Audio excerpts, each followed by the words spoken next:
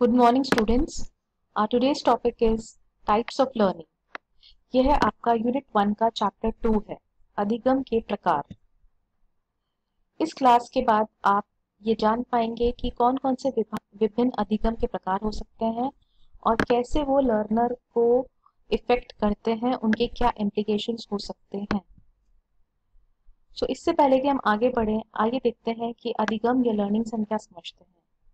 ऐसा कोई भी एक्टिविटी जो आपने पहले नहीं की है और उसे करने के बाद या उसे सीखने के बाद आप उसे याद रखते हैं फ्यूचर में दोबारा करने के लिए। लर्निंग के द्वारा किसी भी पर्सन के बिहेवियर में चेंज आता है जो कि एक रिजल्ट होता है आपके एक्सपीरियंसेस का। किसी भी एक्सपीरियंसेस के रिजल्ट की वजह से जो बिहेवियर में चेंज आता है उसे हम लर्निंग कहते हैं। ये एक्सपीरियंसेस आपके हमेशा नए हो सकते हैं, ये लाइफ लॉन्ग चलने वाला प्रोसेस होता है, ये क्रिएटिव प्रोसेस हो सकता है, ये मेंटल या फिजिकल हो सकता है और इसके थ्रू हम कुछ गेन करते हैं मीनिंगफुल और हमारी अंडरस्टैंडिंग बढ़ती है। ये एक मेंटल प्रोसेस है, ये एक प्रोसेस है न कि रिजल्ट, और ये एक पर्सन से दूसरे पर्सन को ट्रांसफर किया जाता है। So let's see what are the different types of learning. Among this, the first type is conditioning. Whenever any response and stimulus is associated, it is not known as conditioning. जब भी कोई उद्दीपक या अनुक्रिया के मध्य एक संबंध स्थापित होता है, उसे हम कंडीशनिंग या अनुकूलन कहते हैं। ये क्लासिकल हो सकता है या इंस्ट्रूमेंटल हो सकता है। क्लासिकल कंडीशनिंग जो है वो रशियन फिजियोलॉजिस्ट इवान पावलोव ने शुरू की थी। उन्हें पायनियर माना जाता है कंडीशनिंग प्रोसेस का या कंडीशनिंग का, और इस प्रोसेस में, इस टाइप ऑफ लर्निंग में एक न्यूट्रल सिग्नल को प्लेस किया जाता है before a natural occurring reflex. स्वाभाविक रूप से होने वाले रिफ्लेक्स से पहले एक तटस्थ संकेत दिया जाता है। ये एसोसिएशन होता है और उस एसोसिएशन के थ्रू ही लर्निंग की जाती है। एसोसिएशन होता है एनवायरमेंटल स्टिमुलस में और एक नेचुरल अकरिंग स्टिमुलस में। मतलब कि एक प्राकृतिक तौर पे एक आप क्या कह रहे हैं और एक एनवायरमेंटली आप जानबूझकर क्रिएट कर रहे हैं। तो एनवायरमेंटल स्टिमुलस और नेचुरली अकरिंग स्टिमुलस के बीच में एसोसिएशन होता है। तो जब इस तरीके की दो चीजें एसोसिएट की जाती हैं उसे हम क्लासिकल या कंडीशनिंग कहते हैं। इस पिक्चर के थ्रू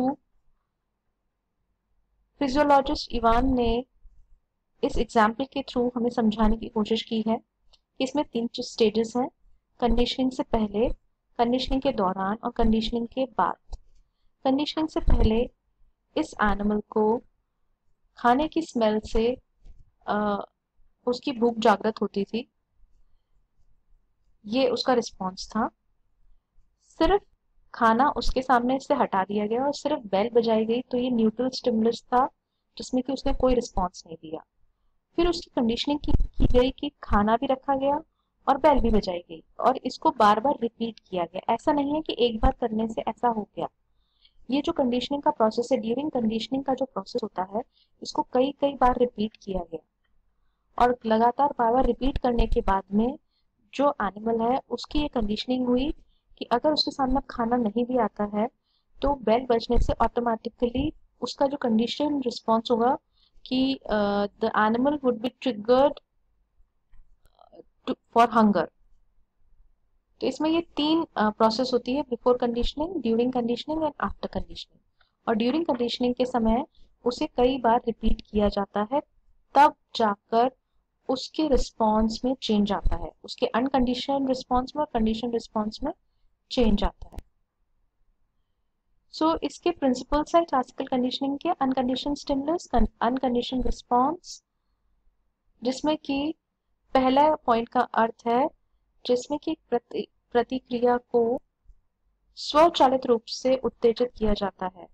मतलब जैसे नॉर्मली ऑटोमेटिक रिएक्शन जो होता है वो अनकंडीशन स्टिमुलस है।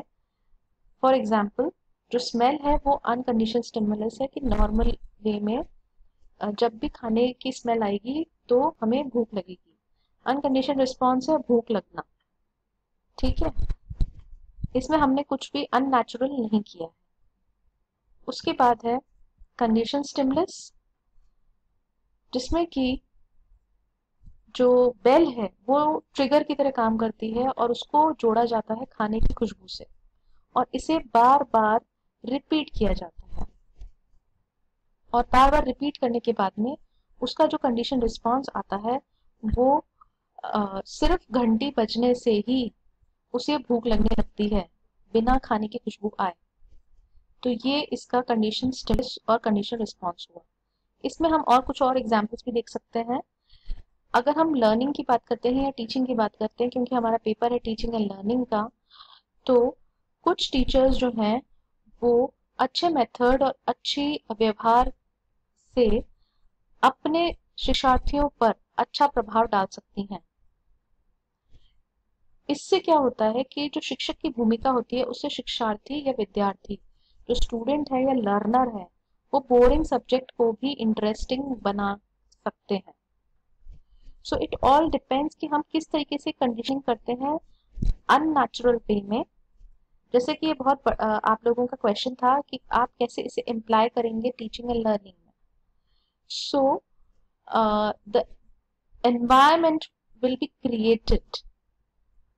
क्लासिकल कंडीशनिंग में a positive classroom environment create किया जाएगा, जिससे कि, और बार बार क्रिएट किया जाएगा, जिससे कि उस पॉजिटिव एनवायरनमेंट को स्टूडेंट्स रिलेट कर सकें बेटर परफॉर्मेंस से। Instead of feeling anxious and tense, वो ज़्यादा शांत रहना सीखेंगे, और जब वो इस तरीके से उसे रिलेट करेंगे तो ज़्यादा इंटरेस्ट लेकर उनकी लर्निंग हो पाएगी। That positive environment will overcome anxiety and fear and help the students to learn in a better way with the new associations. इसके साथ ही एक और एग्जांपल हम देख सकते हैं, वो ये है कि मैथ्स जो है वो बहुत सारे स्टूडेंट्स को अच्छी नहीं लगती है, लेकिन उसी मैथ्स को एक अच्छा टीचर जो है वो बेहतर तरीके से पढ़ाकर अपने व्यवहार के द्वारा जो एक डाइवर्शन या जो एक हेट्रेड होता है स्टूडेंट्स का मैथ्स के लिए, उसको चेंज कर सकता है।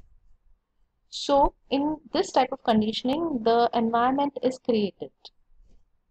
For example, आप लोगों का जो टेस्ट हुए इस बार, उसमें आपके लिए टाइम लिमिट दी गई, और आपने जैसे ही अपने रिस्पॉन्सेज को अपलोड किया, आपने अपने क्लास टेस्ट को सबमिट किया, वैसे ही आपके पास करेक्ट आंसर्स आ गए। सो लेकिन जब आप लास्ट ईयर तक जब आप लोग क्लास टेस्ट दिया करते थे तो आपको नहीं पता चलता था इमीडिएटली कि आपके स्कोर्स कितने आए हैं।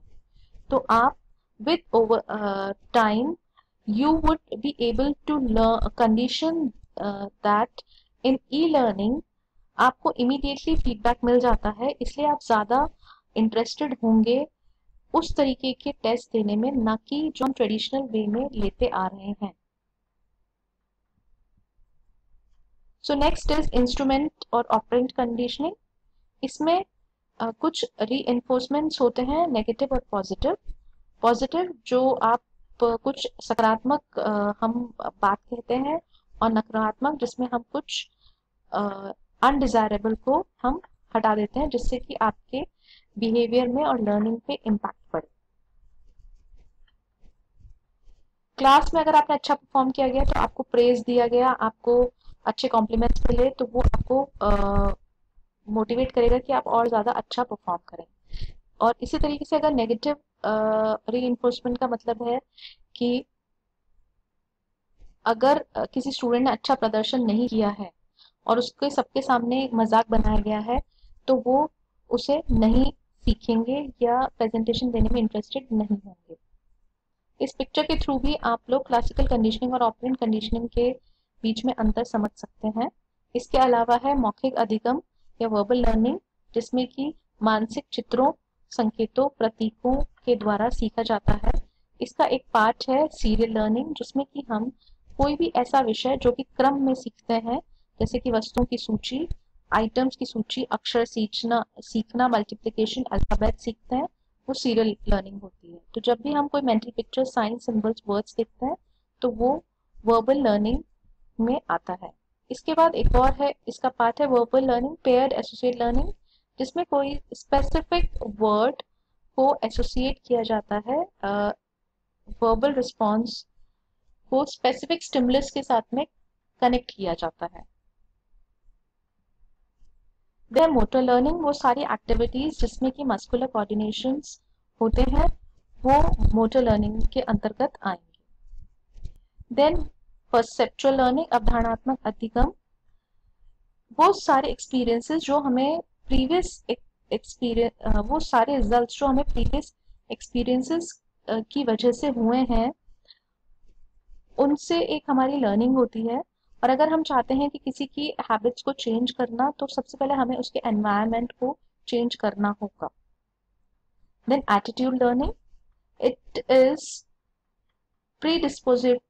predisposition which determines and directs our behavior। हम पूर्व में हमने क्या हमारे दिमाग में सोच के रखा हुआ है हमारे व्यवहार को निर्धारित करता है और निर्देशित करता है। हर व्यक्ति का एक डिफरेंट एटीट्यूड हो सकता है चीजों को लेकर और लोगों को लेकर। ये सकारात्मक हो सकता है, नकारात्मक हो सकता है। Problem solving, whenever we are motivated to achieve a goal, बहुत सारी ऐसी समस्याएं आती हैं, बहुत सारी बाधाएं आती हैं जो हमें सीखने में अवरोध पैदा करती हैं और ऐसे में हम हमारी reasoning, thinking, imagination and observation से प्रॉब्लम्स को सॉल्व कर सकते हैं।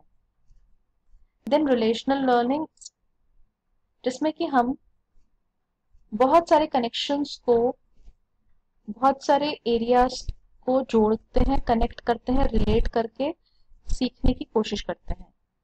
स्पेशल लर्निंग, ये बहुत सारी स्टिमुलस यानी कि उत्तेजनाओं के बीच में संबंधों के द्वारा सीखना शामिल है। Then episodic learning, it is the remembering of sequences, यानी कि कोई आपके साथ कोई घटना हुई थी, उन घटनाओं के द्वारा के अनुक्रमों को याद करके हम सीखने की कोशिश करते हैं। ऑब्जर्वेशनल लर्निंग, ये हम दूसरों को देखकर या उनकी नकल करके, उन्हें इमिटेट करके हम सीखने की कोशिश करते हैं। ये कुछ रेफरेंसेस हैं जिनसे की हेल्प से आप और डिटेल में इसके बारे में पढ़ सकते हैं। सो आज की क्लास में हमने टाइप्स ऑफ लर्निंग के बारे में सीखा। इसके बारे में अन्य जानकारी हम आने वाली कक्षाओं में लेंगे। Thank you.